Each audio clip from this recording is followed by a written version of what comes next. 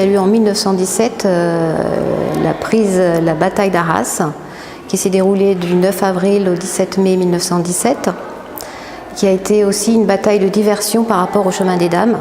Et il y a eu aussi la prise de la crête de Vigny. Ça faisait partie d'une offensive beaucoup plus grande, la bataille d'Arras. Il y avait plusieurs nations impliquées, les Français, les Britanniques, les Néo-Zélandais et les Australiens. Il y avait plusieurs objectifs tout au long du front d'Arras jusqu'à Bullecourt. Le premier jour de la bataille, il y avait plusieurs faillites, mais les Canadiens ont connu beaucoup de succès. Puis après 4 jours de la bataille, les Canadiens ont pu prendre tous leurs objectifs sur le front, incluant la colline 145. Il y avait plusieurs innovations qui étaient dites canadiennes à l'époque. Le barrage des bombardements qui avançait juste 100 mètres à l'avance des soldats. C'était utilisé ici avec énorme succès.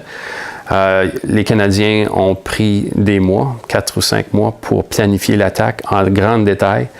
Il y avait des petits modèles de la crête.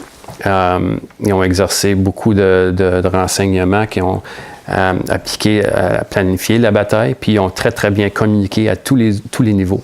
Mais on avait à peu près 20-25 000 soldats canadiens cachés dans les tranchées, dans les souterrains. Puis aussitôt que le bombardement a arrêté pour l'avancement, les Canadiens ont pu surprendre les Allemands. Donc Lens, c'est une ville de 36 000 habitants en 1914. Jusqu'en 1917, il y a toujours 17 000 habitants à Lens. Les gens restent, même s'ils sont occupés. Il y a les Allemands chez eux, il n'y a plus rien, il y a des bombardements partout, mais ils restent à l'abri dans les caves.